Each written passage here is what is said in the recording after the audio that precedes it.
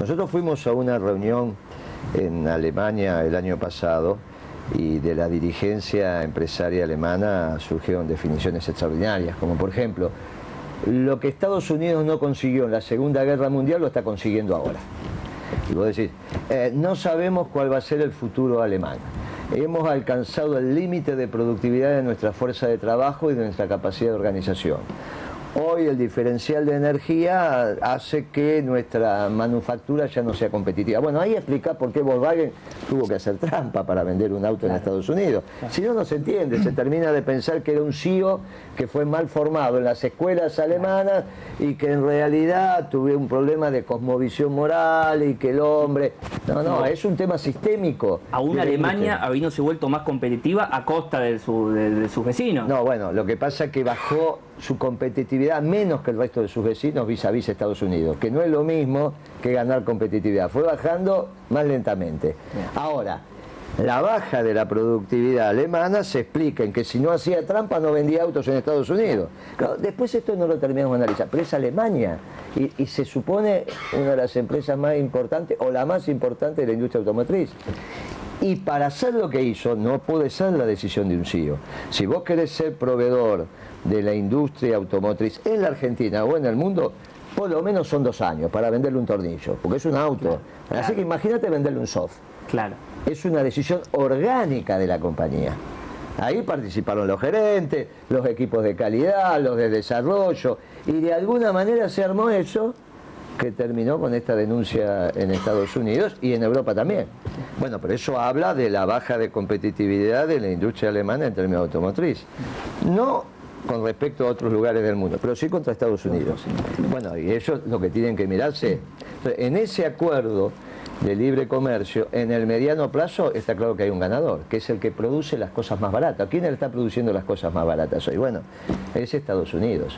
En términos de Europa, esta es la primera vez en el sistema capitalista que la potencia hegemónica en términos políticos, económicos y militares, en su expansión destruye empleo en el resto del mundo. El comercio internacional no está creciendo. Sin embargo, las exportaciones norteamericanas en el último lustro han crecido 600.000 millones de dólares. Eso es prácticamente 10 veces, el crecimiento, es 10 veces el total de las exportaciones argentinas. Lo pones en términos de containers, es 1.250.000 containers. Si cada container es una venta, son 1.250.000 ventas que alguien hizo y que alguien dejó de hacer, claro, porque el comercio no creció.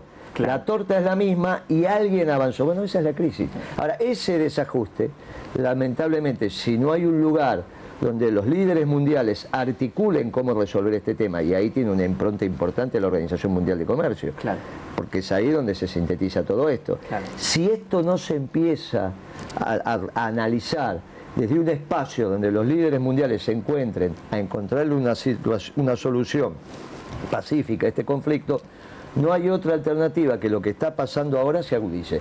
Y eso es lo que llevó a su santidad, porque hoy soy a tener una entrevista de urgencia con el primado de la Iglesia Ortodoxa Rusa, que la articuló Raúl Castro hace menos de un mes, cuando él viajaba a México y se encontró, está bien, el otro venía para Brasil, él iba, se encontraban en Cuba. Sí. ¿Te imaginas que sigue habiendo diferencias teológicas y no va a haber una reunión de urgencia para discutir en La Habana algunos principios teológicos? Lo que estaban discutiendo es otro tema, claro, y está claro lo que están discutiendo.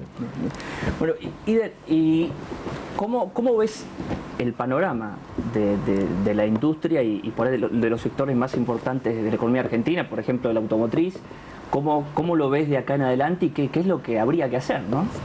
Bueno, sin lugar a duda está complicado, ¿cierto? Porque, bueno, tenemos nuestro socio estratégico que es Brasil en una situación muy complicada, ¿no es cierto? Con un panorama muy oscuro y un mundo, como recién hablábamos, muy competitivo, o sea, con precios a la baja permanentemente. Entonces, sin lugar a duda, así como no solamente el sector automotriz, sino toda la industria en general, se va a ver en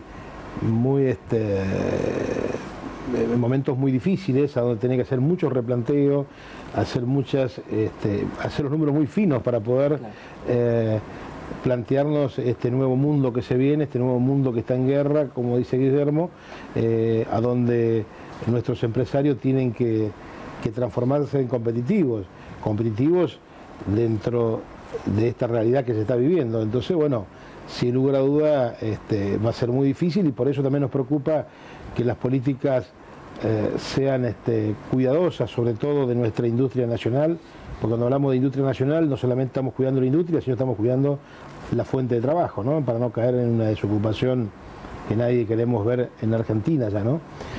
Y para eso tenemos que trabajar por la competitividad y trabajar también en cuanto a la importación de nuestros productos, tener mucho cuidado con la importación. Nosotros consideramos algo como una herramienta fundamental, y lo estamos trabajando, incluso Guillermo también nos está ayudando muchísimo, en formar para el año que viene, digamos a mediados del año que viene, un congreso de la competitividad, un congreso de la productividad, perdón, un congreso de la productividad, a donde nosotros consideramos que esto solamente lo logramos sentándonos en la mesa los empresarios, los trabajadores, y sin lugar a duda el poder político, para discutir cuál va a ser nuestra productividad, cuáles son las situaciones que tenemos que discutir de verdad, ¿no? No hay otra manera. Si acá queremos salvar solamente un sector y al otro, o sea, esto va todo de la mano. Esto pasó en Argentina al fin del gobierno, del segundo gobierno del general Perón, allá en el 55, cuando él mismo también convocó también a un congreso de la productividad, en esos años, a donde nacía la CG justamente, ¿no? Claro. Como la casa de los empresarios nacionales.